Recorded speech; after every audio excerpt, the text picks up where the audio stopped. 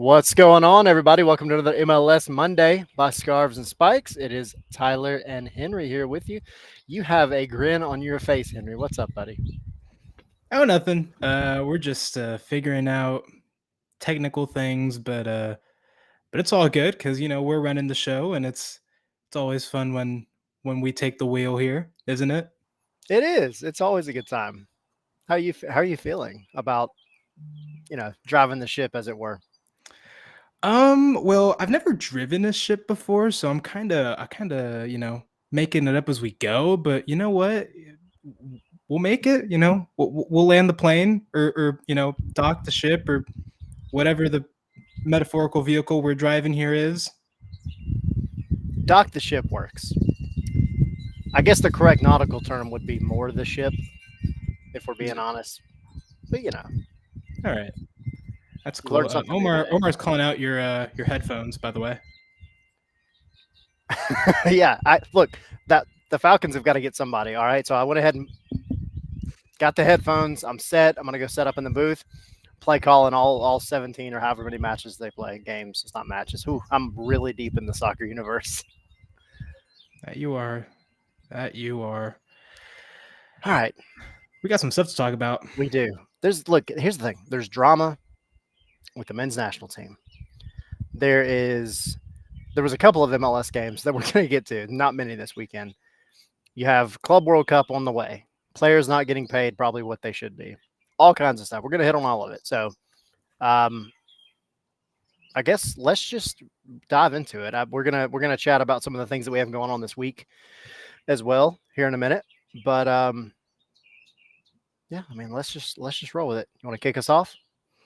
Sure. So, first thing on the agenda is an update of the MLS versus kind of MLSPA, the little debacle, I guess, the debate about are players getting paid enough for their participation in the Club World Cup. Now, keep in mind, there are three MLS teams that will be competing.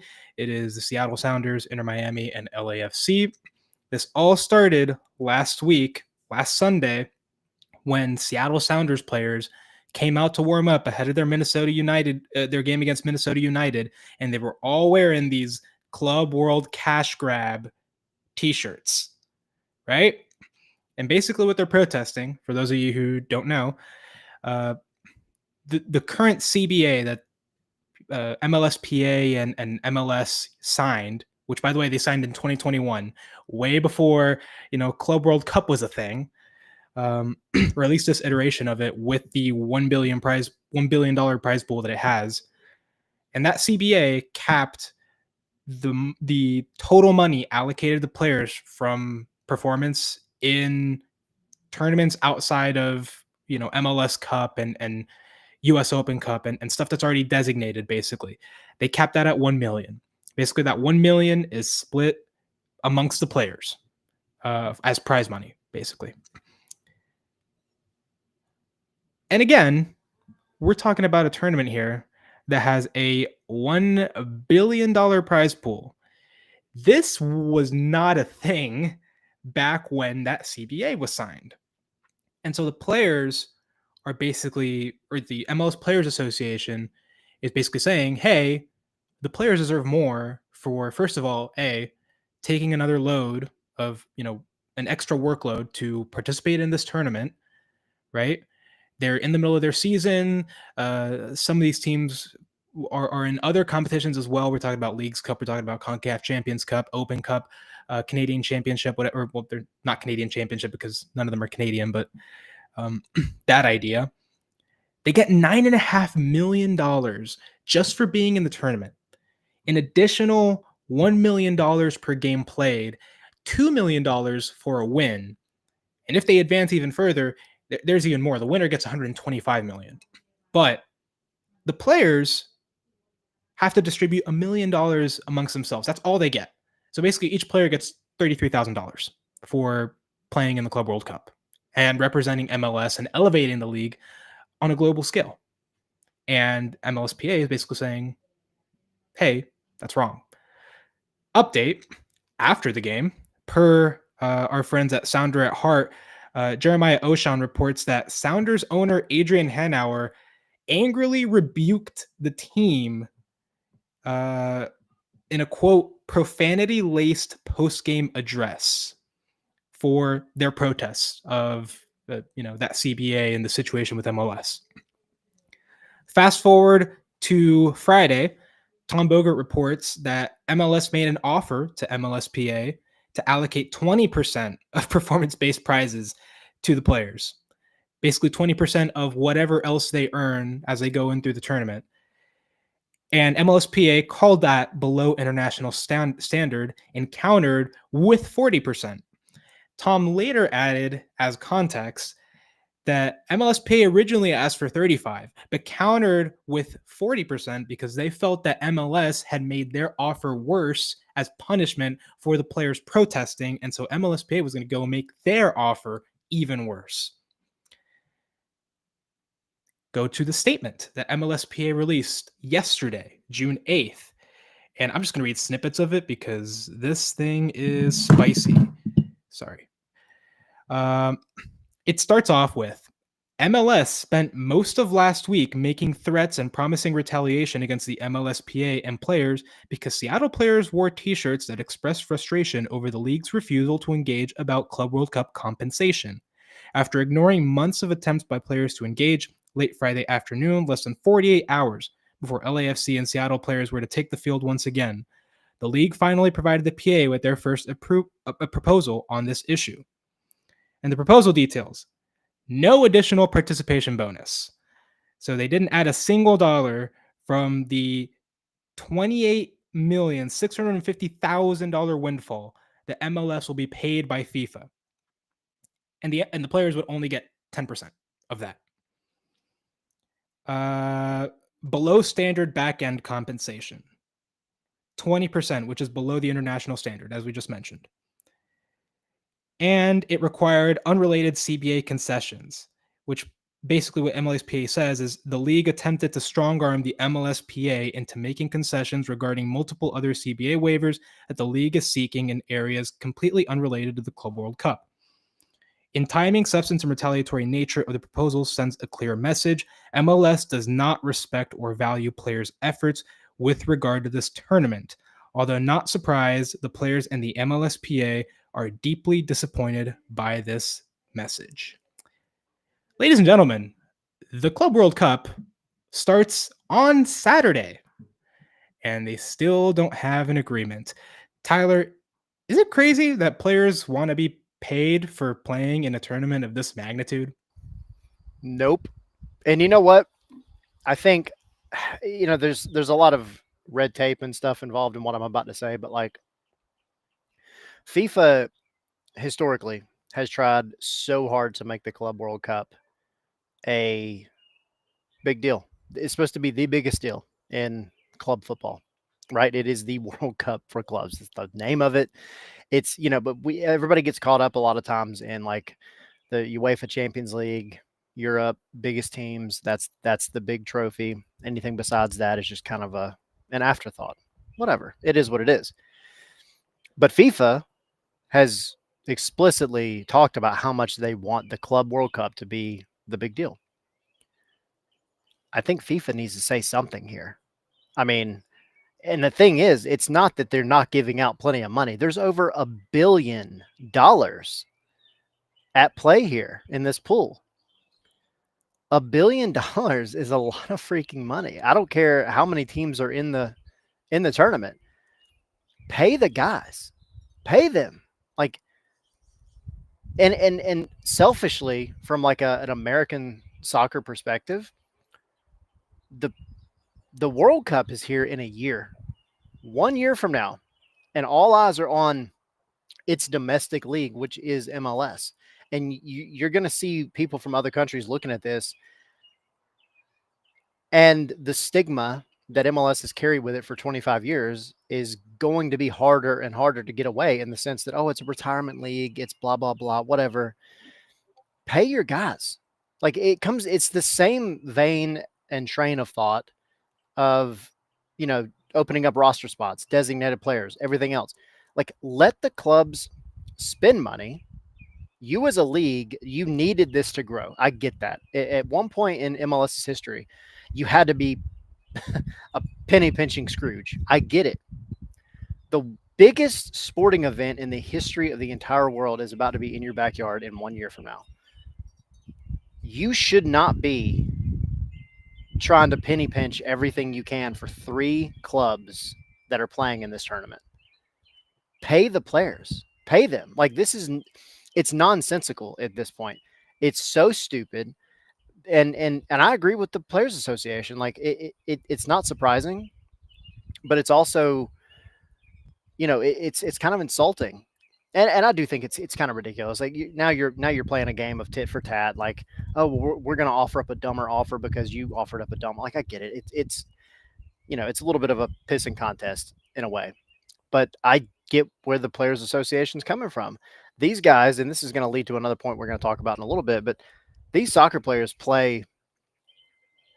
Forget the amount of games, the amount of time that they put in at training, getting up early to go to training, you know, putting their body out there, going through video sessions, therapy, everything else, traveling, national teams traveling to and from national team camp, different, your domestic league, your Continental Cup, your everything else, like all that stuff plays a factor.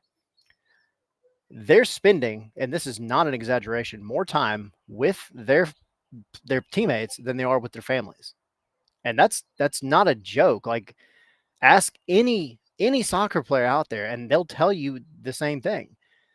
So for MLS to just not go and give these guys a less insulting amount of money is wild to me. And also the fact that, and this is where it gets kind of weird in the weeds a little bit. The fact that Adrian Hank, I don't even know how to pronounce his last name. Hanhauer, the Sounders owner, the fact that he felt the need to go into their locker room after the match and essentially tear them a new a-hole blows my mind. Like you're not asking for something unreasonable here, right? Like this is not like a regular run of the mill MLS season where you're like, hey, pay us a lot more money. No, you're about to go embark on to represent this league, by the way. And it's not like this is a selfish thing. You're representing this league in the biggest tournament that club soccer has to offer. It's a global competition. It's a global competition. I mean, you're playing with the likes of legends and legendary teams. This is Seattle not, will literally play PSG and Atletico Madrid, by the right, way. Two of the biggest clubs in the world. Exactly. And so like for the owner to come in, it's a little odd to me because we all know that MLS, the structure of the league is a little different than most leagues, right? It's essentially one giant franchise in a way. So for the owner to come in, I mean, I can't imagine, like coming from an Atlanta perspective, I cannot imagine Arthur Blank walking into the locker room after any game and saying anything negative about the players and how much they're getting paid or whatever. Matter of fact, just to give Arthur a little bit of credit, I feel like he would take this into his own hands and say, hey, fine, if the Club World Cup, if FIFA, if MLS is not going to pay him, I'm going to give each of them a bonus. What I could see him doing that, but that's a different topic for a different day.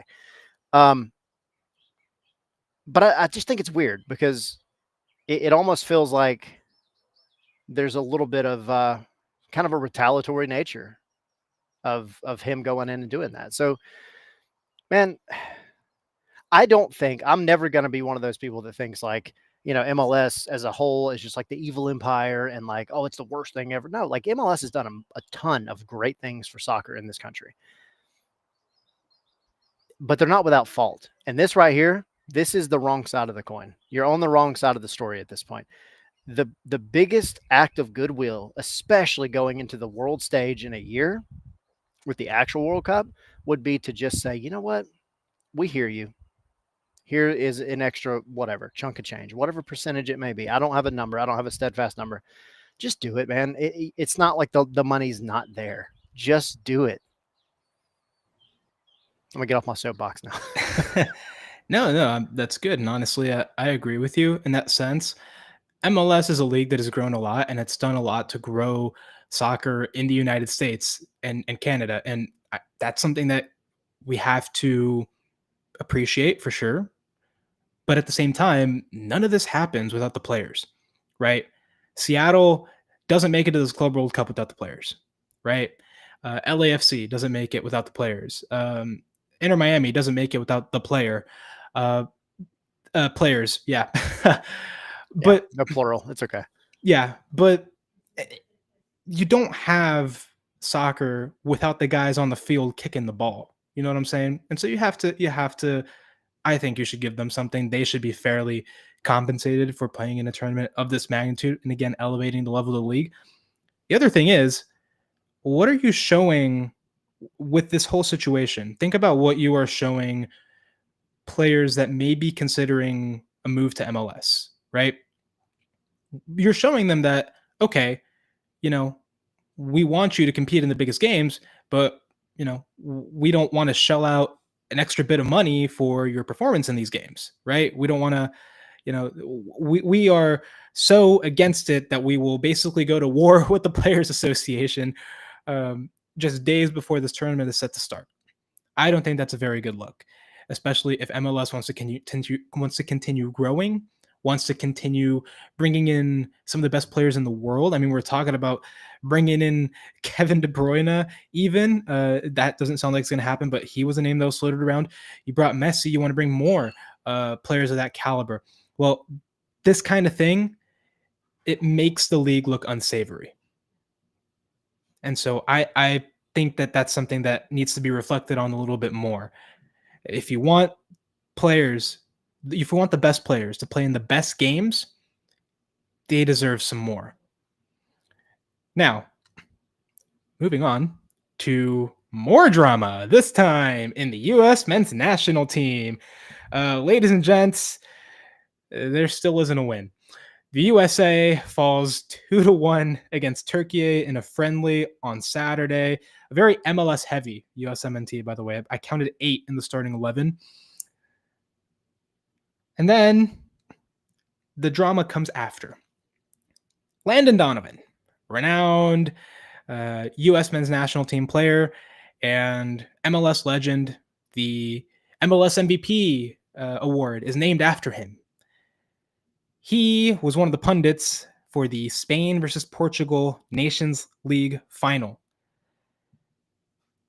And he went off on some of the U.S. men's national team players that were absent from this call up to participate in these friendly games. And even the Gold Cup, Christian Pulisic being the main one. But he said, and one of the lines that I'm taking out of the long things that he said was, I can't help but think about our guys on vacation not wanting to play in Gold Cup. It's pissing me off. That was just one of the things that he said. Also, this is what it means to represent your country. Talking about Portugal celebrating, scoring, in their penalty shootout and whatnot. If you don't want to take it seriously as a professional soccer player and someone who gets the opportunity to wear the jersey, then don't come in. But he got some clapbacks. First of all, from Christian Pulisic's father, Mark, posted on socials what looks like him asking ChatGPT, tell me about Landon Donovan's sabbatical and why he took it. And Landon Donovan took a sabbatical because he was feeling both physically and mentally exhausted after years of intense competition, blah, blah, blah, blah, blah, blah, blah. Essentially saying, hey, Landon Donovan, you are criticizing my son, Christian Pulisic, and some of the other USMNT players that play in Europe. You are criticizing them for not being in the squad for this, but you also took your own break back when you were a player. That's not all, because Weston McKennie also defended Christian Pulisic, saying, obviously, none of us take for granted playing for the national team. None of us want to lose games. All of us want to compete. And for me, it's a little bit, I won't say sad, but as a national team player, former national team player, I think as a national team player pool, previous, present, I think it's more about trying to build or even say something like that to a person directly rather than putting it out there. But there is more. Former USMNT forward Eddie Johnson. There's more. Oh, there's so much more.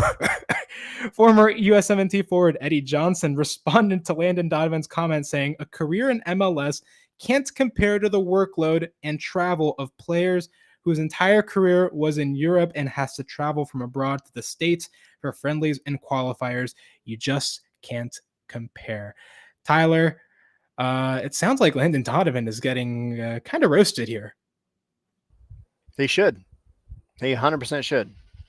I all right. This is my. I'm gonna tell you right now. I'm gonna get on the soapbox. Second soapbox. Here we go. Yeah, here we go. Um, I totally understand the viewpoint that a lot of folks think that this player pool, this version of the USMNT, is soft or has soft tendencies. I get it. I really do because I don't disagree with that in a lot of ways.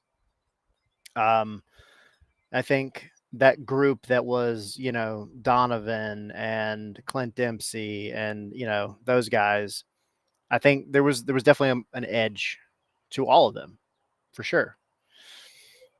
But and I honestly don't even care that like the platform that he kind of set it on. I don't care. Look, you're getting ratings, you're saying something hot takey. I get it. But it goes back to what I was saying a minute ago. You sit here as somebody that represents US soccer or has in the past, and you take this underhanded shot at the guy that, whether you like it or not, is the face of the men's national team right now. The guy who, he had this kind of up and down spell with Chelsea.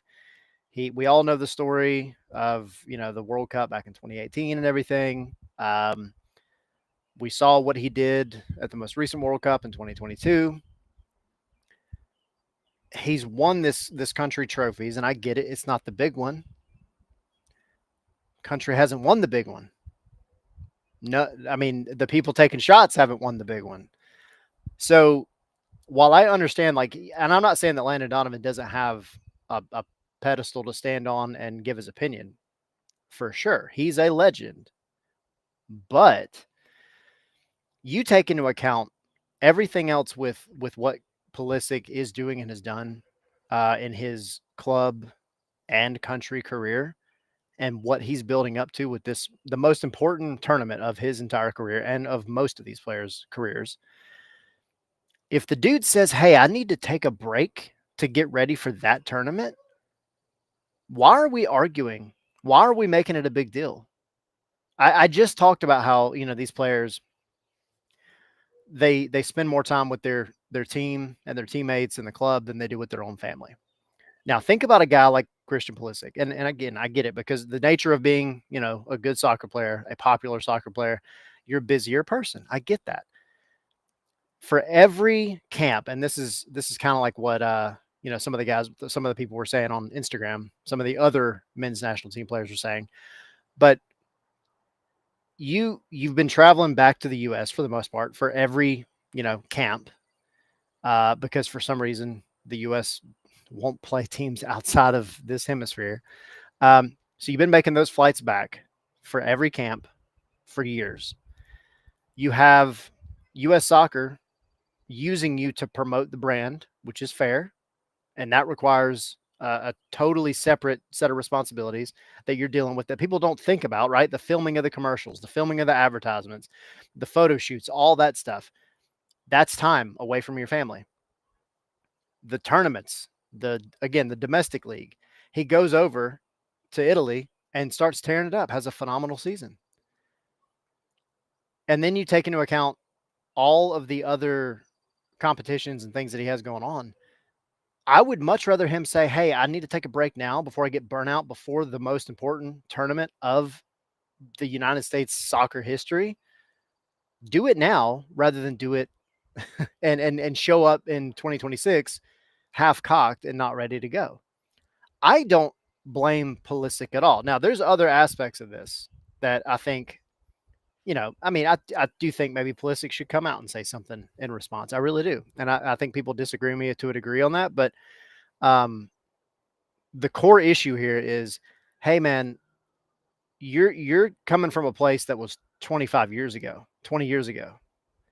And the world and soccer in the United States has changed immensely in that time. It's not the same landscape that it was 20, 25 years ago. And this is the other part of it that I feel has been glossed over a lot.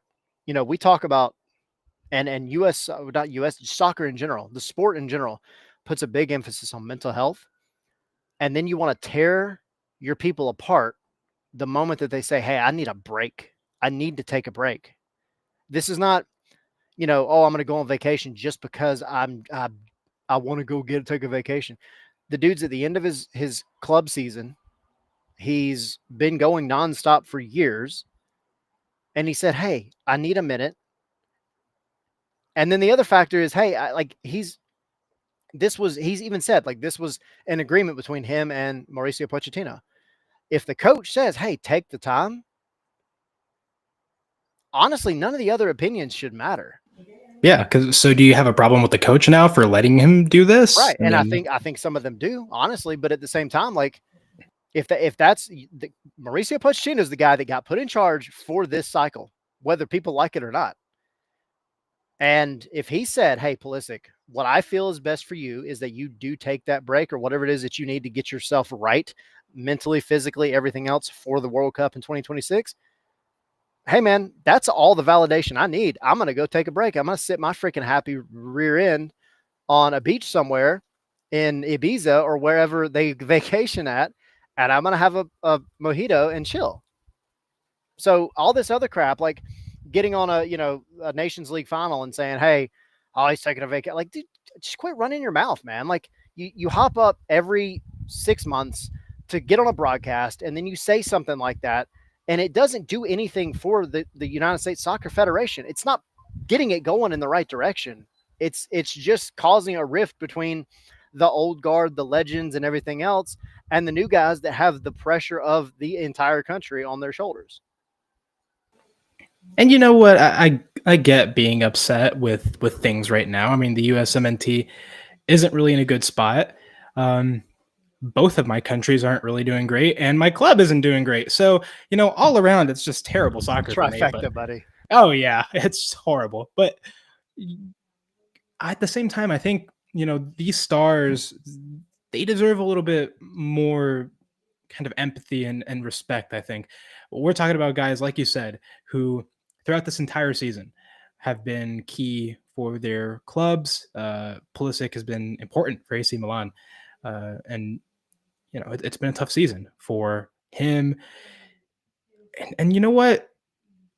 I don't want to say that Gold Cup isn't a big tournament, but recently it hasn't exactly been, I guess, quote unquote, a priority for the US men's national team, anyways. I mean, I remember, I think a couple Gold Cups ago, or maybe even it was the last one, you know, they called up a lot of MLS guys for it too. And they didn't call up some of the European guys that we're talking about here. And they invested more of their resources into the Nations League. And you know what? That's okay. Obviously, for the World Cup, you're going to need these guys to show up for you, and you got to manage the levels of stamina and that kind of energy expense.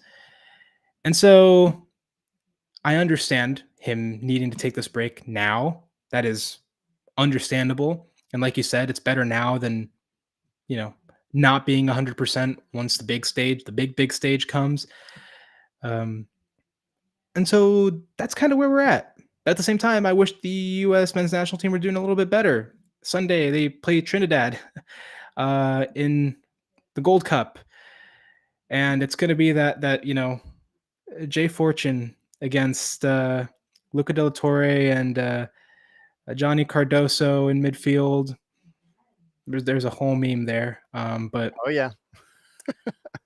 but anyway, we are halfway through MLS Monday, and we haven't talked about MLS. Well, we did a little bit. It We was did a just little the bit drama of MLS. drama of MLS. There was a little bit of drama in MLS this weekend, though. There Even though was there's only indeed. 5 games, there was some fun stuff. Let's start with what kicked off the weekend: DC United versus Chicago Fire. Oh boy. The Fire got out of control and burnt down DC 7-1. What an just an avalanche of goals, a wildfire. How long Tom, have you been waiting to say that one? I actually just made it up on the spot, Look at so that. That was good. thank you.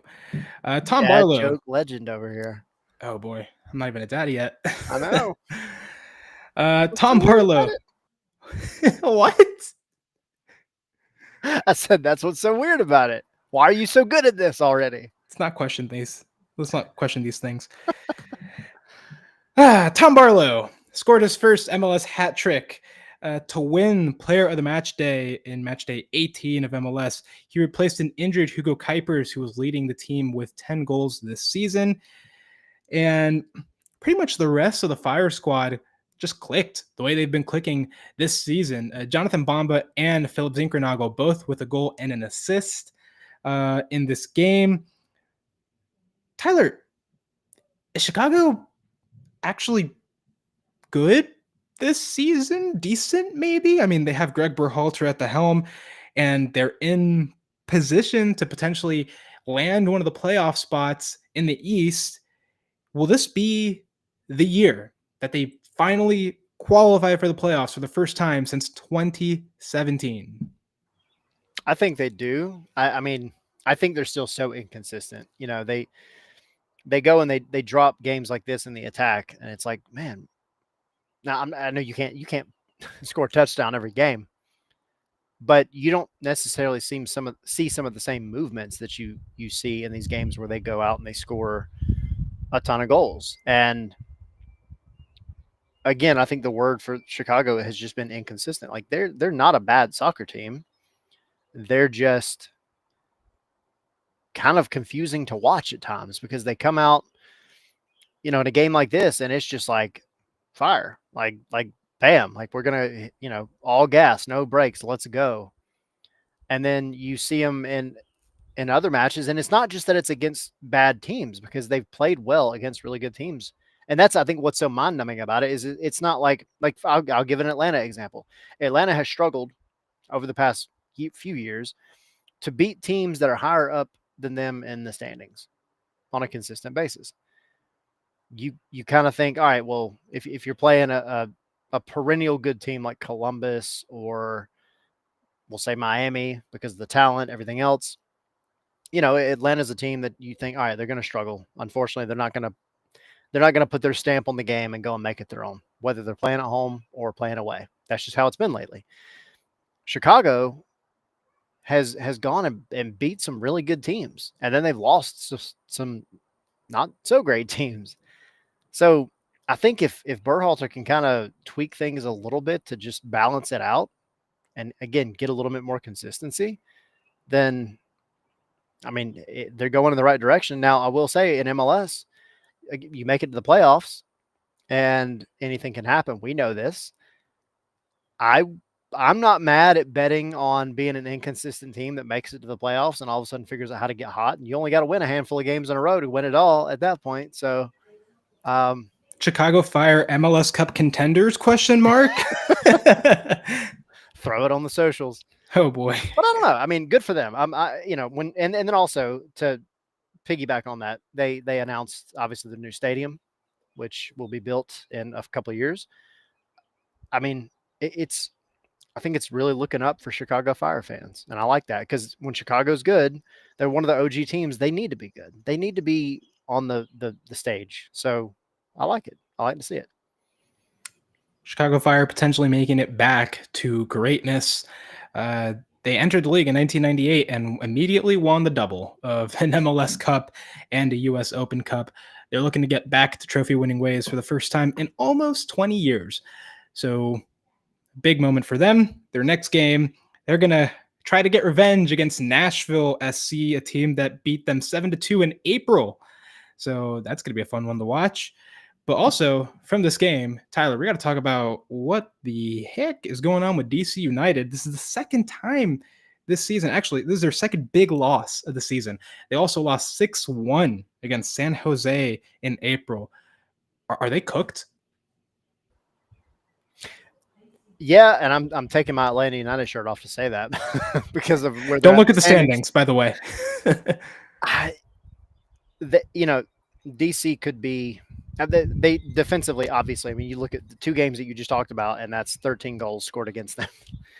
Um, they have problems on both sides of the ball. The problem that would be the easiest fix, in my opinion, would be getting somebody that can get Christian Benteke the ball. You have one of the best strikers in the league. The guy won the Golden Boot last year and didn't make the playoffs. It's When crazy. he has service, he he can ball with the best of them, but he doesn't get that. He has to try to do things on his own, and that's never going to get you anywhere. Even the best, literally the best in the world, struggle with it. I mean, look, for all that the praise and plaudits that we give guys like Lionel Messi can't do it all on his own either. He has to have service. He has to be creative. He has to be on the ball, in advanced spots, and be able to do what he does. Christian Benteke is a tall guy. He's one of the best aerial duelers in the entire league, and there's just nobody that's consistently giving him service. So that's your easy answer, I think, in terms of like what they could do to fix it. Not that anybody asked. You asked if they're cooked. I think so. I mean, I think it just doesn't look. There's not much I see out of watching games with DC. They would get if I was a DC fan. That gives me a lot of hope in terms of like they're going to be able to just go and you know flip a switch and make things happen. Now, DC in this game was without Christian Benteke, by the way, and was missing a few other guys, various different injuries, international call ups.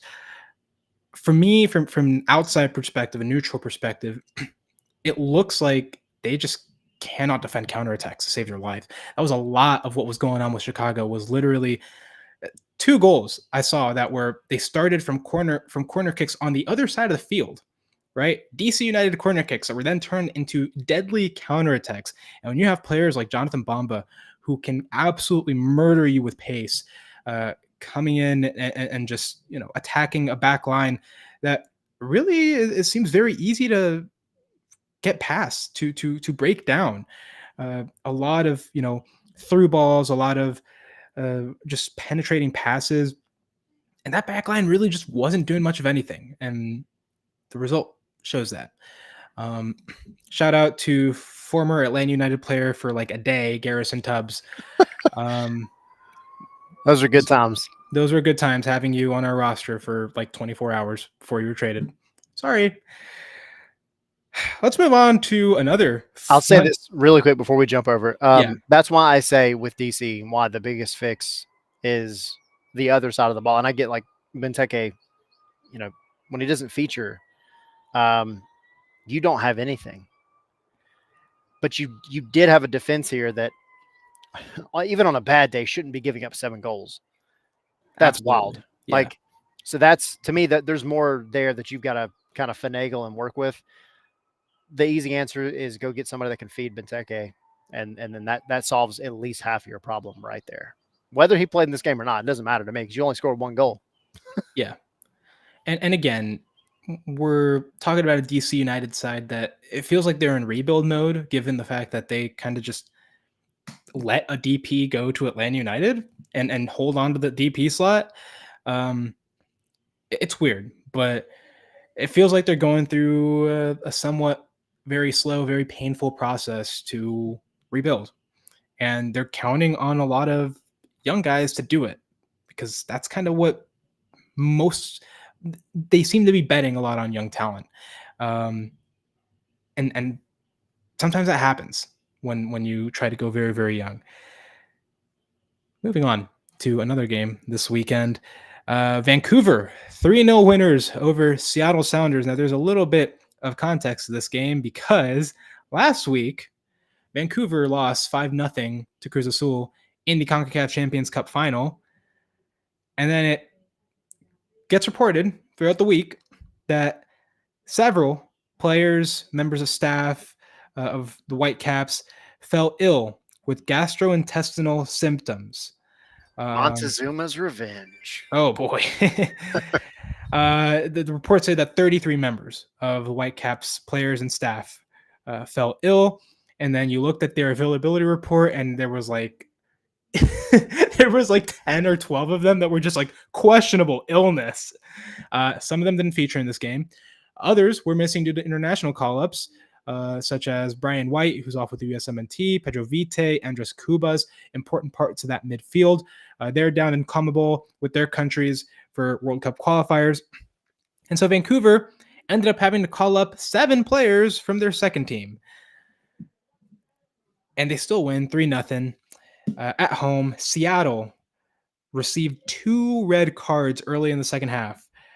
First to Nuhu Tolo for what was deemed as Dogzo, it seemed, a ball over the top that, he kind of grabs one of the players that's going to be in on goal. Immediate red card. And then a few minutes afterward, John Bell, same thing, kind of a ball going towards the box. And this one was a little bit harder for me to spot, but it seems like what they called was he kind of clipped him with his foot. And it's unfortunate because it's kind of a soft foul, but in the context of the play, it kind of does get ruled dogzo. And so suddenly you're down 2 players with about 40 minutes left to play, and you end up losing 3-0 in your last game before the Club World Cup. So for Vancouver, huge game because they go top of the shield once again. Seattle enters the Club World Cup on a 2-game losing streak. Tyler, what do you think about what this game kind of means for both of these teams? I think it's twofold. We kind of called out this game as a big one last week on MLS Monday, and you've got. Let's start with Seattle. We know the drama. We talked about it earlier on the show with the kind of issue with MLS not paying them for the Club World Cup and all that kind of stuff. I'm not as concerned with the results of these past couple of matches in MLS because I really do think their head, honestly, is in another place, and I think it's in the Club World Cup at this point. I think that that's where they're at, whether it's for good or bad, because right now it's kind of bad with the whole money issue. But I do think they're looking at this tournament and they're ready to go in the best way they possibly can be. If I'm a Seattle fan, bump these past couple matches. I'm looking for the Club World Cup. I'm trying to put all this other drama outside. I'm hoping that the players get paid, but I'm hoping that somehow Seattle makes it out of the godforsaken group of death that they're in to at least give MLS a showing, you know. But Vancouver, they were interesting to me. We go back to last week, and I talked a lot about how we both did. I think, and Sydney kind of was like, well, it could be either way. But we were very concerned about what this could do. Losing in Champions Cup, what that could do for their morale and their mentality. And they came out after this, after all the Montezuma's revenge that struck them, and handled business again. And so I'm not concerned. Like I think they stepped back up and showed exactly why they're such a good team. I don't know if you can hear all this stuff going on in the background. Oh yeah. Yeah. That is everybody else who was affected by Montezuma's revenge.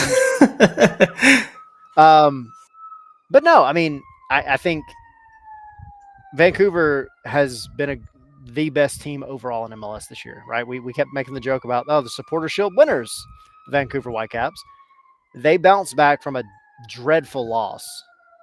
And without their, most of their guys kind of, standing strong and handle business. And I think that's great. God almighty. This is wild. Yeah. They come into your house? No, I hope not. Go away. Yeah, it's again for Seattle, I could see what you're saying, that they're probably more focused on what this Club World Cup is going to represent, both maybe in the money sense and the soccer sense. But it is going to be huge for them. And again, it's an oddity for a team to receive 2 red cards in a game. And I think that definitely impacted the result because again, this wasn't a best 11 Vancouver side, nowhere I'll give you my close to thoughts it. on the red cards in a second. Now that Okay. Whoever's being saved is I'll being hand it saved. off to you in just a sec. But yeah, uh, that was kind of an oddity of a game, and unfortunately so. But yeah, these guys are getting ready to host some of the biggest clubs in the world in their group. Again, they play Botafogo, Atletico Madrid, and PSG as part of Group B, the dubbed Group of Death in the Club World Cup. And you know what? If they make it out, great for them. But I don't think they're favorites by any stretch of the imagination, unfortunately. I agree. I think we talked about it, but that's an awful group to be in. That's rough. Um, I guess you kind of have to hope that maybe if you're a Seattle fan, the other teams just beat themselves and you can snag some points and make it, out of the group somehow. I don't know. That's tough. But as far as like this match in particular, the because I know like Mo Adu and Keith Costigan, they were kind of talking about it. The first red card, I kind of side with Mo on it. I think the first touch that was taken kind of dictated whether or not you could call that a dog so. It was taken where you need it to be taken, which is directly to goal. It's not like it was taken, towards the end line. And at that point, it was him and the goalkeeper because he made it around Nuhu. So I'm not mad at that. The second one, I see. I mean, I see both of them being called either way. I think any given day, any ref could have just made both of those a yellow and been done with it. I think the first one was more of an obvious red card than the second one was. Um, Not because of how he was being played in, but because of the contact. The second red card, the contact was just so little, but you're kind of dictated by calling the first red card to then call the second one. If it's a foul, there's any contact at all, he was in on goal. It was a dog so all day if you're going to give the foul. And I think because he called the first one, he had to call the second one. And it's unfortunate because I don't think on a regular match day the second one would have been maybe called the same way. And it definitely dictated the game. That being said, Vancouver was still up 1-0 before those red cards happened. So it doesn't take anything away from them. But I think you could have had at least a little bit of a different game. They were 3 minutes apart, right? I think it was like 3 or 5 minutes Yeah, apart. like It three was or four back minutes. to back. So it definitely changed because one red card is devastating. Two red cards in less than 5 minutes is like almost unheard of. So that's rough and that's tough for Seattle to get over. Thankfully, those don't carry over into the Club World Cup. Yeah, because then they'd be really, really Yeah, that'd be a screwed. totally different story. But thankfully, two different leagues. It is what it is. Yeah, Seattle enters the Club World Cup on not a very positive note. LAFC does, though. They were 3-1 winners over Sporting Kansas City, came back from 1-0 down. Uh, Denny Buwanga cannot stop balling out. He gets another goal on this one. Um, and I believe I want to see his goal tally, but he's getting back up to his form, right? He was eight goals, 4 assists in MLS in 15 games. He started off pretty slow, but he's getting back up there and in perfect time because LAFC are going to need him for the Club World Cup. Someone else that they're going to need is Olivier Giroud, who scored in this game. It was actually a very interesting goal because it was Denny Buwanga kind of running at defenders, plays a through ball, and Giroud is there to just kind of slot it in. Um, and so it was a pure striker's goal. And that's what you want out of a guy that you're paying DP money for. And he hasn't been the most informed striker in MLS. But if you want him to get hot at any point in the season, I would say this is probably the point that you want him hot going into a massive international tournament. And you're getting ready to open your Club World Cup campaign against Chelsea here in Atlanta in Mercedes-Benz Stadium. That's going to be an exciting one. But Tyler, what do you think about that one? Well, let me sidestep really quick and say, because we're talking about that game, we are going to be having a handful of shows at the Signia Hotel, which is right next to Mercedes-Benz Stadium, doing our live shows before almost all of the Club World Cup games that are played at Mercedes-Benz Stadium. So um, we kick it all off about 2 hours before actual kickoff, and we're in the Nest on 4 bar. Y'all come hang out, grab you a drink, grab you something to eat, get you guys out of there in plenty of time to go get into the stadium, see all the pomp and circumstance that comes along with the Club World Cup coming to Atlanta. So yeah, y'all come out for that. LAFC Chelsea. I don't know. I think Olivier Giroud has just decided like, oh, I guess it just required me possibly playing against European competition again to score. I I, I think if Olivier Giroud can get right with LAFC, then the sky's the limit for them. And that's what they've been expecting now since they signed him. And he's been an afterthought, honestly, for most of the time that he's been here. He hasn't done anything that's really said, hey, Olivier Giroud is in MLS. It just hasn't happened. Same with Marco Reus for the Galaxy. He just hasn't stepped up and been that guy that I think the Galaxy wanted him to be. So you got two really big names in Los Angeles soccer sports that haven't quite lived up to the bill. But like you said, if you're going to do it, now's the time to do it.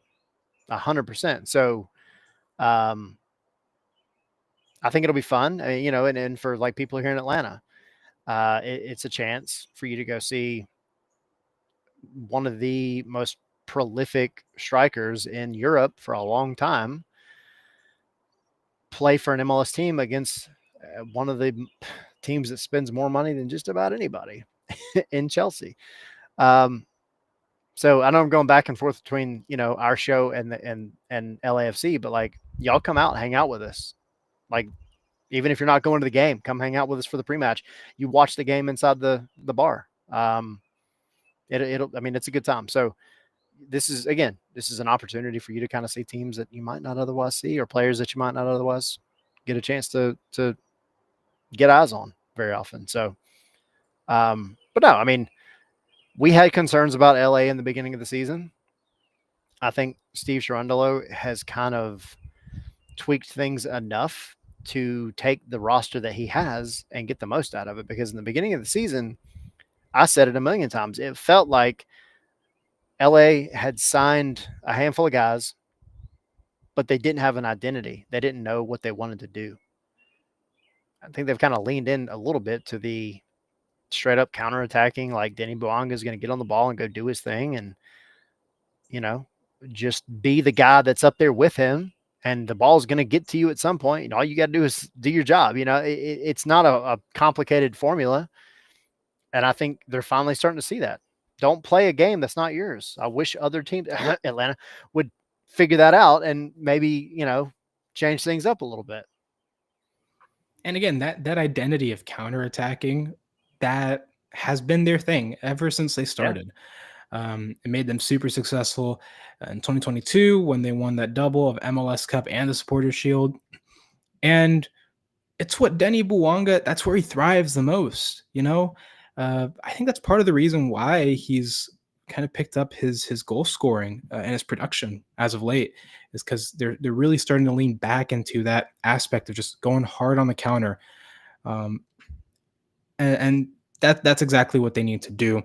Again, LAFC will be replacing Club Leon in Group D of the Club World Cup. They have games against Chelsea, Esperanza Tunis, and Flamengo. Shout out to Luis Araujo, who is over there. And so they have a bit more of a palatable group in the Club World Cup, I think. We'll get into the specifics of that in just a bit, but yeah, LAFC Chelsea here in the Benz. It's gonna be a fun one. It'll be fun, and yeah, y'all come hang out with us for real. It'll be a good time. Like all these matches. The only one that we're not going to be able to do a show for is the Man City match. Unfortunately, everybody is just, all of us have stuff going on that we otherwise, for the most part, didn't expect to have going on when we planned all this. So, oh yeah, but y'all come out. Like the live shows are fun. Again, if you're going to the game, you have plenty of time to get inside the bins and get your seat and get food and whatever else you want to do. But if you're not, come hang out.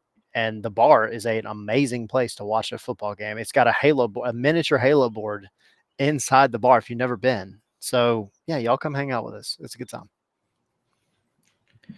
Now, We just talked about one comeback, but there were two comebacks There were. in this match week. We had Portland 2-1 winners over St. Louis. Now, St. Louis has had a rough start to the season, and very recently they fired their head coach, Olaf Melberg. They had been the kings of like defense in MLS to start the season, holding very, very strong, but not really scoring any goals. And then the defense kind of stopped being strong and the goals just weren't coming. But they were actually playing very, very well in this game. I have to give them credence. Like they in the first half and even like the beginning of the second half, they were playing very, very well. They were attacking, creating tons of chances. And they made Portland uncomfortable at home in Providence Park, which is not something easy to do, especially this Portland. Um, and then they get their opening goal through Akil Watts, and Portland just comes raring back, man. Anthony continues his hot 2025 with a golazo. He chips it over a defender, dribbles, and then shot into the top corner. It's just a beautiful goal. To me, goal of the week. Y'all can vote for whoever y'all want, but that is goal of the week to me. 6 goals and 7 assists in 17 appearances this season for Anthony. And then David Ayala sealed the comeback with his volleyed finish from a corner kick in stoppage time. 6 points off the top, Portland. What do you think? What are you thinking about this one, Tyler?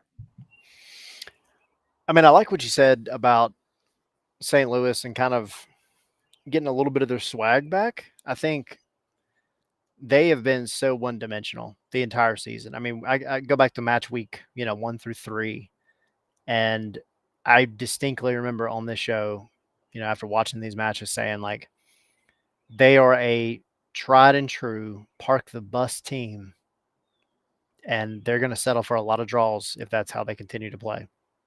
But then that fell apart. The park and the bus didn't quite work the way they wanted it to anymore. And then even when they were playing well, they didn't have anybody to score goals and hit on the counter. And the other part of parking the bus is you have to go hit on the counter. You can't just sit there the whole game if you want to win. And then they fire Olaf Melberg, which I think it was the right thing to do. It's up or down, in a lot of ways because it was such a short kind of run for him. But I think St. Louis found something in this match, despite the fact that it was a loss, that they can build on. They kind of added a little bit of cojones to their team. I feel like they were playing with a purpose and not just trying to sit back and absorb a whole bunch of pressure and then go and hit on like a kind of half-cocked counter.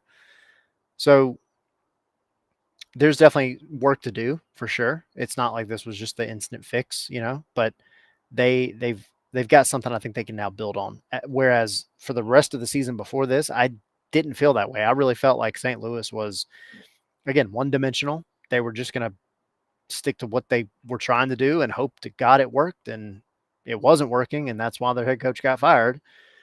And then Portland, on the other hand, Portland, we were so up and down with kind of where they would be this season, and they've taken, I think, a lot of people by surprise.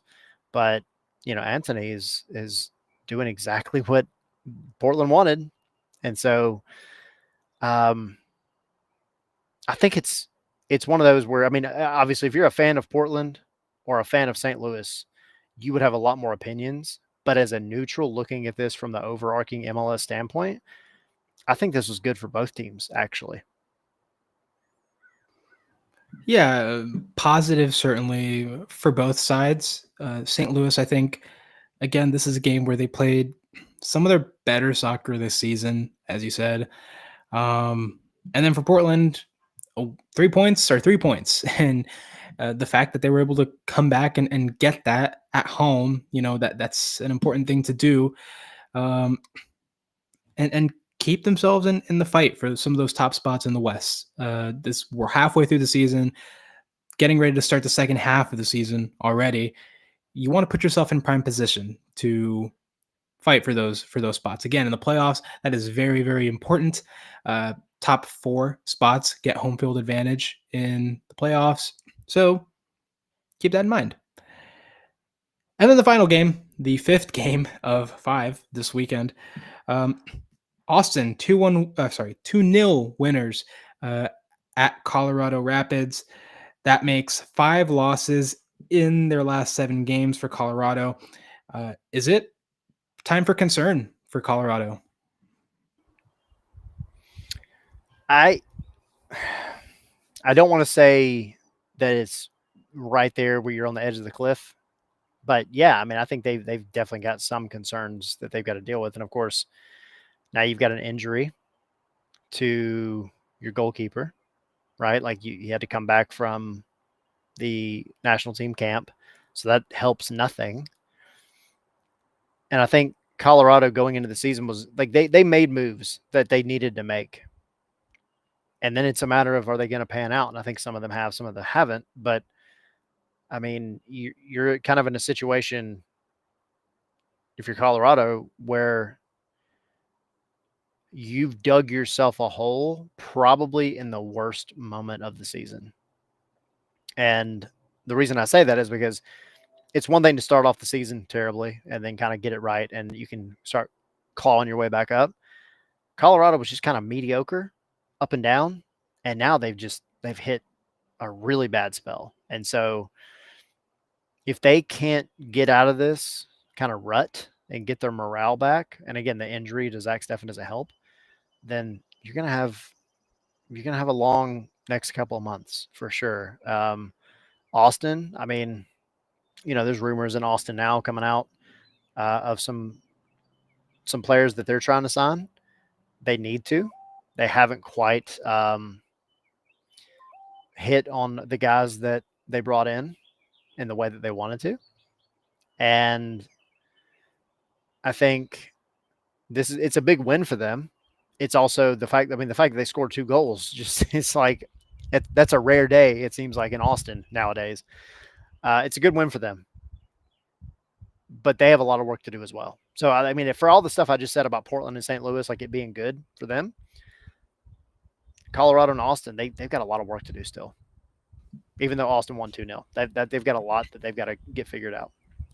Now, speaking of Austin and the work that they have to do, I want to talk about Brandon Vasquez for a sec. He was signed this offseason, club record fee, $10 million, to be the DP number 9 of this kind of new and improved Austin side. But he only has 4 goals in 17 appearances this season. That's probably not what they paid $10 million for. So what's going on with Brandon Vasquez, man? Is it just this being a different team? Why are we not seeing the Cincinnati version of him, those just bagging goals left and right?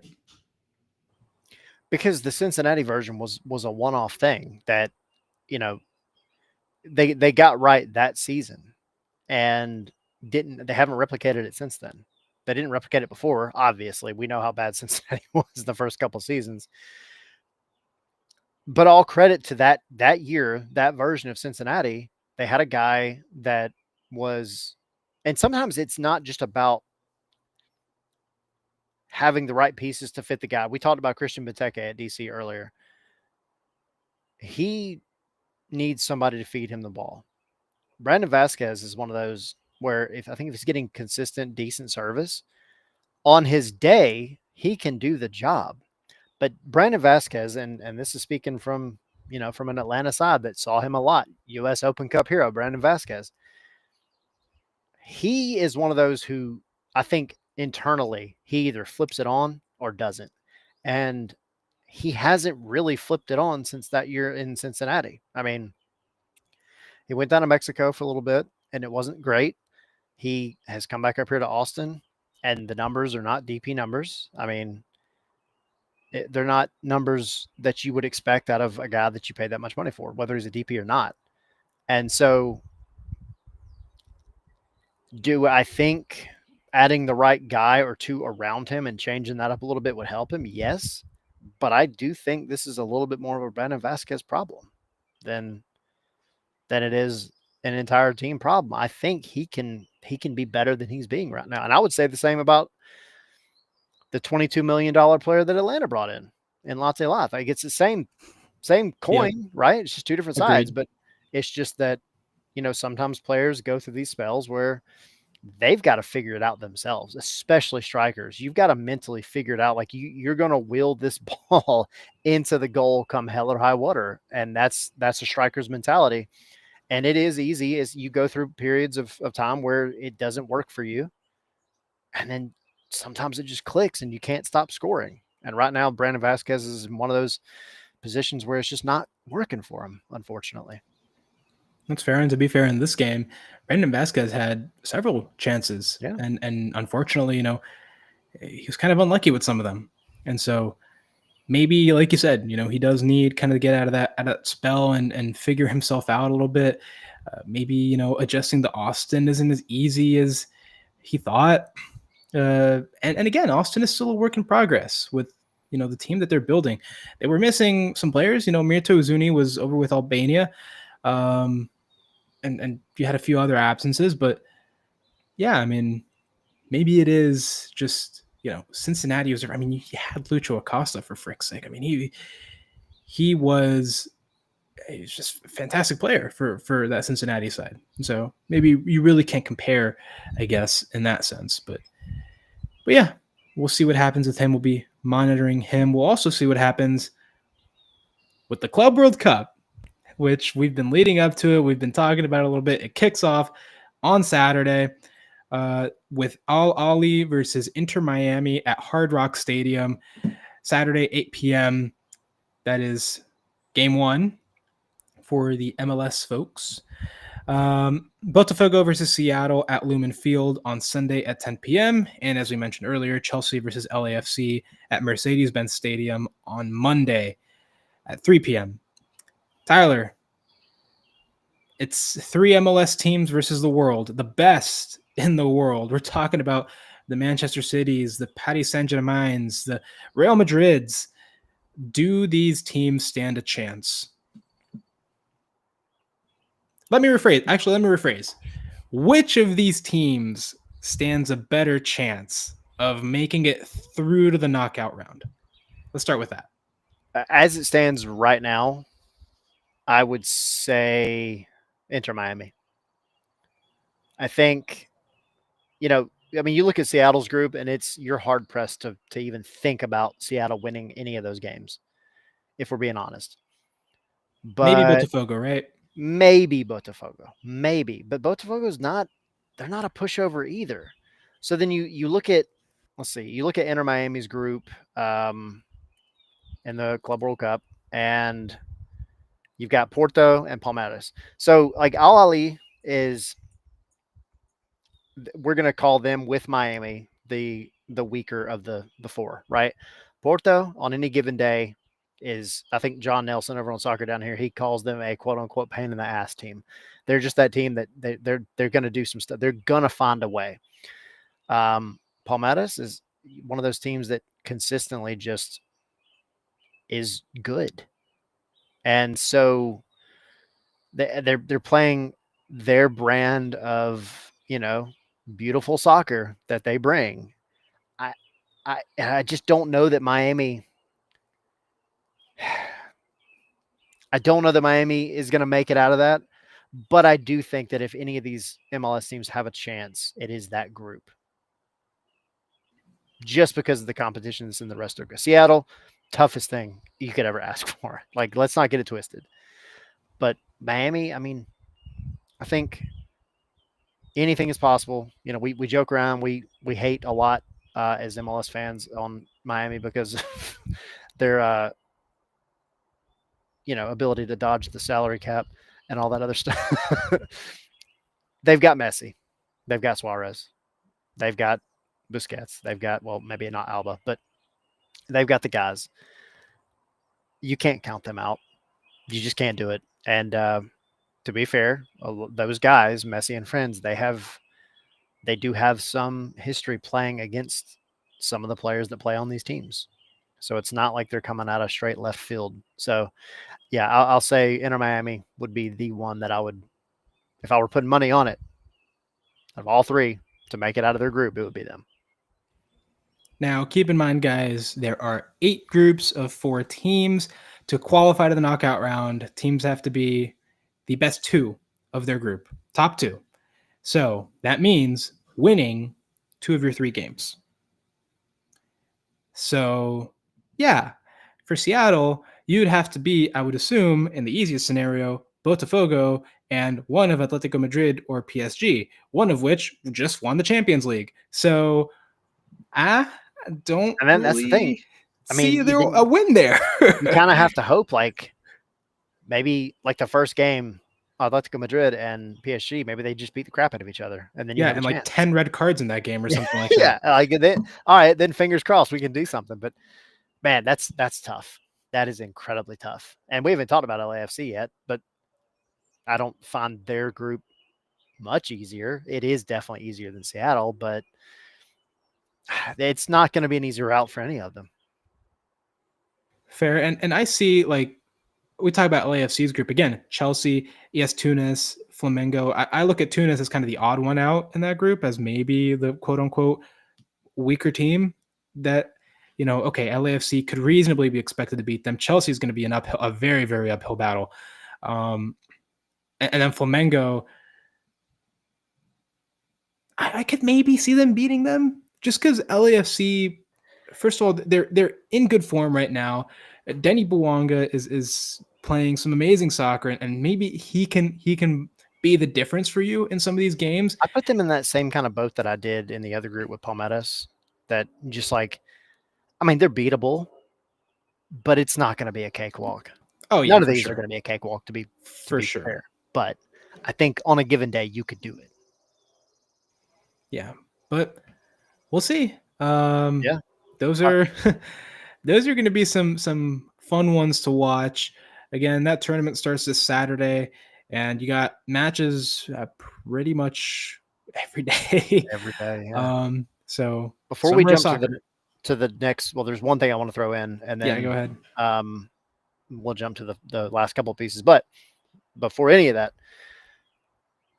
y'all, first of all, this is a busy week for us as well. So Club World Cup starting at the end of the week. Atlanta United's playing New York City to kind of have that weird kind of midweek On a Thursday. Thursday game. I don't know. So Atlanta playing New York City up in New York City on Thursday. We will be at Sababa's Burgers at 2929 North Druid Hills Parkway in Atlanta at Sababa's Burgers, owned by a good friend of the show and supporter Ariel, his brother Rafi, and their dad. It's a local Atlanta burger shop. We're going to be there starting at 6 o'clock. We're going to do a pre-match show, just kind of getting everybody ready for the match. And then we're just going to hang out. We're going to have a full-on watch party. They have a 100-inch like quad TV set up, and we're going to be there chilling. It'll be me, Henry, and Sydney. And there's going to be burger like combo specials. There's other stuff kind of around the area as well. So y'all come out, support a local Atlanta business, enjoy it. Let's have fun, watch the game together, and either we celebrate or we cry together. So y'all come out again, 2929 North Druid Hills Parkway, starting at 6 o'clock. We'll be there all the way through the match. Y'all come hang out with us and have a good time. And then also, I'm going a little bit out of chronological order here, but Wednesday, the night before, for our regular Atlanta United show that we do on Wednesdays, our flagship show, as it were, that is going to be sponsored by another local Atlanta company called ATL Burns, which is a local hot sauce company. And we're going to be doing kind of like a pseudo Hot Ones episode where we're going to be answering questions, doing hot takes. And ATL Burns has graciously supplied us with a variety of some of their more popular hot sauces. And these are like, I'm a big hot sauce guy. Like these are flavorful hot sauces. These are not ones that you go and like, you put in somebody's pot of chili to ruin their day. Like these are like, they have a blueberry, like ghost pepper hot sauce. They have like a jalapeno hot sauce. There's like a bunch of different flavors. So, but we'll be giving hot takes. We're going to be coming in spicy. It'll be a good time, but we want everybody, y'all come in, hang out with us, jump in the chat, ask questions, because we're going to be answering them. It'll be a good time. So that starts at 7 o'clock on Wednesday. Again, sponsored by ATL Burns. So y'all go visit. If you go to atlburns.com, you can actually get 10% off of any of their hot sauces or any of their packs. Use the promo code United. I'll spell it out. UNITED. Use the promo code United. You get 10% off and you have free shipping. So no reason to not do it because they have some really awesome flavors on there. And then Thursday, Sababa's Burgers, 2929 North Druid Hills Parkway. Y'all come hang out with us. Busy week. All right. Now, really quick. One other thing I want to say about the Club World Cup before we give our matches. If you live in a state or country, for that matter, where betting is legal, or you know a guy behind a business somewhere and like there's graffiti on the wall and you can trust him,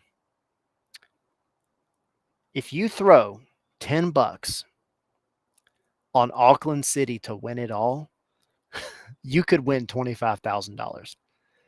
Auckland City kicks this thing off on the I think it's the second day, on the 15th at noon against Bayern Munich. Oh yeah. Oh baby, give me that cup set. Oh yeah. I am so excited.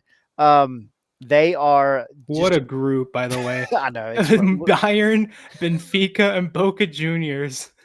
Poor Auckland City. But if they make it out and they win the whole thing, they are a plus 250,000 to win. And to give you guys an idea of kind of like the rest of the quote unquote betting odds, Real Madrid is at the top at a plus 410. PSG right behind them at 500 with Man City. Bayern Munich's a plus 700. Chelsea's a plus 1,000. Atletico Madrid is a plus 1,500. I won't go through them all, but down at the other end of the spectrum, you have Auckland City, like I said, at a plus 250,000.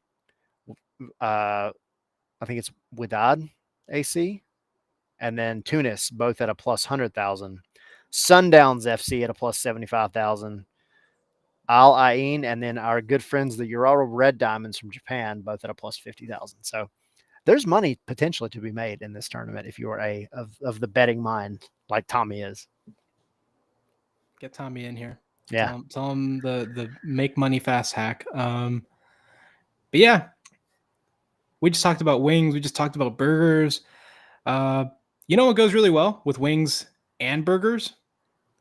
Some Sweetwater. Sweetwater, yes. Sweetwater Brewery, based here in Atlanta. They are sponsors for us.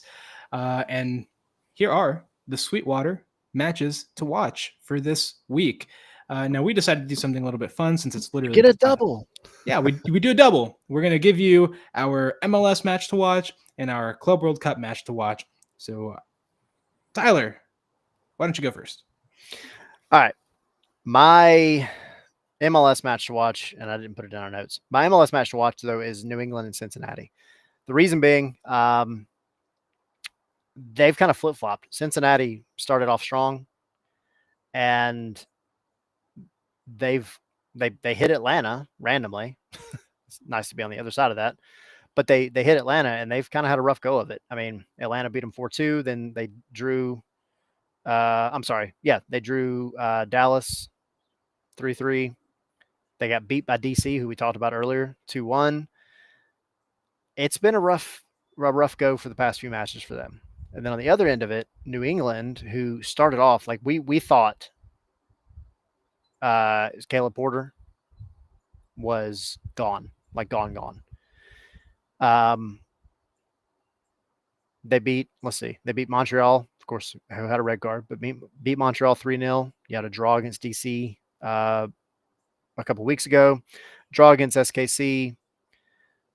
But I mean, overall, their season has taken a turn for the better. So, but both teams have a significant amount to play for. Cincinnati's just trying to keep their momentum going and not fall too far to the top. New England's trying to dig themselves a little bit out of a hole. So, to me, this one's exciting. I'm curious to see how it plays out, and I think it's going to be a gritty game because, like I said, both teams have something to fight for. So that's my MLS one. My Club World Cup one, and again, we only have a handful before next Monday, so that's kind of like I think the ones that we we picked from. The ones that we have to pick from are, again, the opener, Inter Miami versus Al Ahly, which is Saturday at 8. Bayern and Auckland City, PSG, Atletico Madrid, Porto and Palmeiras, uh, Botafogo, Seattle Sounders. And then, I mean, technically you could throw in Chelsea, LAFC because that's 3 o'clock on Monday. And then you maybe could throw in Benfica and Boca Juniors, but that starts like an hour before we would normally go live on a Monday. I'm going to give you mine for 2 reasons, because I've been to the stadium. I'm a big fan, but also for the aforementioned reason of I like a cup set. Bayern and Auckland City. I want to see some chaos. I want to see something wild happen in like the opening couple of matches in this tournament. Can you name one player on Auckland? Nope. All right then. Nope. We will all be I will not sit here and try to BS you. I promise. we will all be excited, looking for a little cup set magic to happen in the Club World Cup. Why not? If Union Omaha can do it in the Open Cup, Hey. why not? Why not Auckland? Meyer Bevan. There we go. That's your top scorer. Now you know. Sure. Keep an eye on him. This sounds like a guy I went to high school with. I don't know. My games. We'll start with MLS. Mine is going to be Minnesota United versus San Diego FC. Look, guys, we're talking about two of the top teams in the Western Conference. San Diego, number 2 with 30 points. Minnesota tied third place with 30 points. They are both 5 points off of Vancouver, who is at the top. And so 3 points, massive for either one of them. It's a battle at the top. And so very good soccer you can expect. Yeah, I'm excited for the soccer that they're playing. They're both playing very, very well. Minnesota, I wonder if they're going to be missing some players, because you got Gold Cup and some of these teams. Chucky Lozano has been called up for Mexico, so he probably won't be in that game. Tanya USA, I don't remember if he's gotten called up. I have to look in, but you got a lot of players that could potentially miss this game, but they just have quality that I think you're going to have a good game either way. And then my Club World Cup game, it was an easy one for me. PSG versus Atletico Madrid, 2 powerhouses in Europe, the current UEFA Champions League champions, against a team that is frequently in that competition and is frequently among the top teams in Spain. Both very, very talented rosters. And yeah, undoubtedly for me, it's just going to be the most entertaining clash of the weekend. So, And if you ask anybody from that area, you're only a real G if you're an Atletico fan, not a Real Madrid fan. So, take it for what it's worth. I don't know that anybody wants Real Madrid to win. I don't. They've won enough. They could go. And I joke around. Like I love Bayern Munich. I do. When I got to go, for all you Patreon folks, by the way, if you are new, go back in the Patreon back to November, December of 2023. I did a whole thing on Bayern Munich and their museum and like their experience at the stadium. It's actually kind of neat.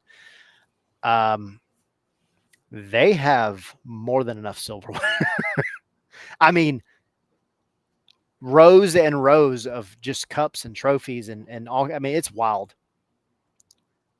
And I know this is the Club World Cup. This is not necessarily one of those trophies, but it'd be kind of cool to see an underdog win it.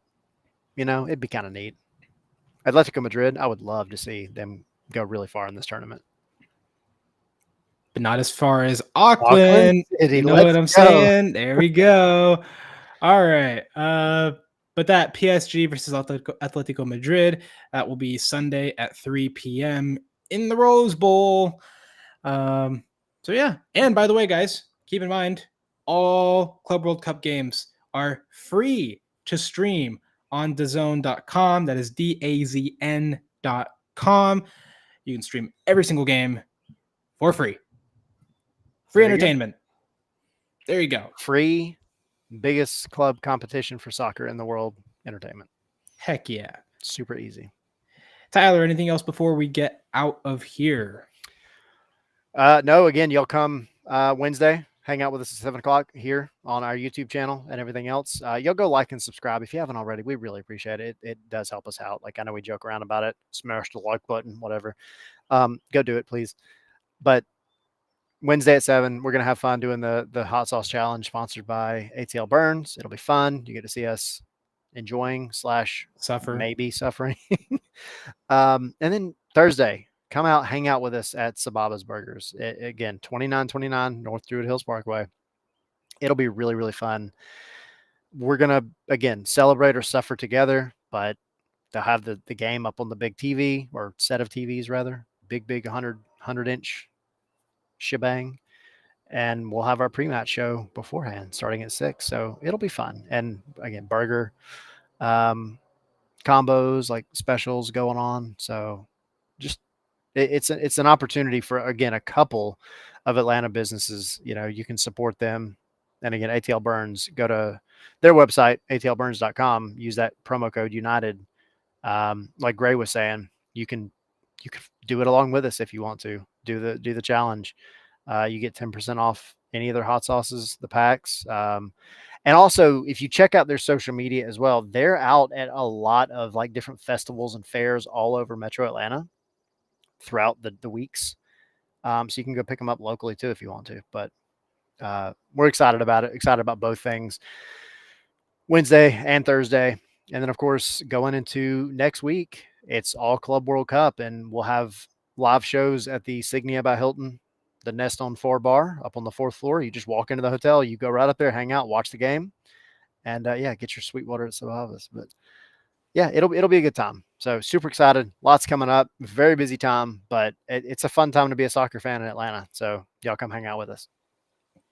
Tyler, you know what's really cool about this Sababa's thing we're doing is that we actually got our patrons in on the action. Yes, we did. Building the burger, right? Yes, we did. That's one of the perks of joining our Patreon for $1.17 a month. You get exclusive access to exclusive content videos, our unfiltered series, training audio, interviews, tons of cool stuff, and interesting stuff like this. You get to build a burger, which is pretty sweet. Yeah. You also get access to our amazing Discord, where I will ask all of y'all to drop some recommendations for how you calm spiciness, so that I can be prepared for Wednesday. Thank you very much. But no, we talk about all sorts of things. Atlanta United, obviously, but we also got tons of food going on. Tyler, Sydney play video games with some of these guys. We got tons of different chats and tons of different things going on. So yeah, make sure to join the Patreon so you don't miss out on some really cool stuff. And of course, check out the website for some hot articles. Hot sauce. I like See that. what I'm doing there? All right. Nifty. Oh, no. Oh, okay. I don't know what we've just done there. Carry on. Keep going. Oh, no. Now we're changed. Keep going. It's cool. Website for hot articles. We got news. We got interview, feature stories. We got opinion. We got tons of stuff going for you. Atlanta United and general soccer stuff. Just had an article go up there earlier this week about Man City doing some training camps for kids. Those, I believe, actually started today or tomorrow. But they have 2 sessions. Yeah. One of them is going to run this week. The other one's going to run, I believe, next week. Yeah. And so if you know any young soccer players, be sure to send them that story, and they can find the link there to sign up for the camps where they can get real coaching by real, actual, official Manchester City coaches. So don't miss out on that opportunity. It's going to be really, really cool. And thank you all for watching. Yes, indeed. It has been real. It has. This Cue. Yeah, it was an awesome one. Music. Cue the music. There it is. Look at that. We don't have any fancy graphic to hide behind right now because Restream is being a little difficult. Oh, so we don't have the credits? Okay, so... Well, let's see. Just imagine the credits are rolling. Just visualize credits. Let's see. Ooh. Thanks to Let's go. everyone that's in the chat today. There they are. Oh, there we go. Awesome. Woohoo! Thanks, guys, for hanging out with us today. That This has is been awesome. We are in the corner. Hi. Come hang out with us Thursday. I'm excited for this hot sauce. I am too. One of my friends has been hyping this up. They know the company, and they've been hyping this up ever since I told them that we would be doing something with them. So sweet. Yeah, I'm excited. It's gonna be a good time. I want to think that I have a decent spice tolerance, but I might be underestimating these sauces. To be fair, at least this company, he even said, we're not trying to like destroy your taste buds. Like these are gonna be like solid 4 to 6s, nothing like anything super hot. The bomb. Yeah, no. Let's don't even get me started. No, nothing like that. Nothing that's gonna make you regret your life choices. These are legit flavors, but there are ghost peppers involved. So anytime you do that, there's only so much you can say about the heat level. Well, please have us in your prayers. Hopefully we make it through. We make it through this. Milk and horseradish. Milk and horseradish. Yeah, I will. I'll talk more about that on Wednesday. But yeah, horseradish. Alrighty then. Keep that in mind. Tune in Wednesday to learn about horseradish And to see us suffer. Yes. All right, y'all.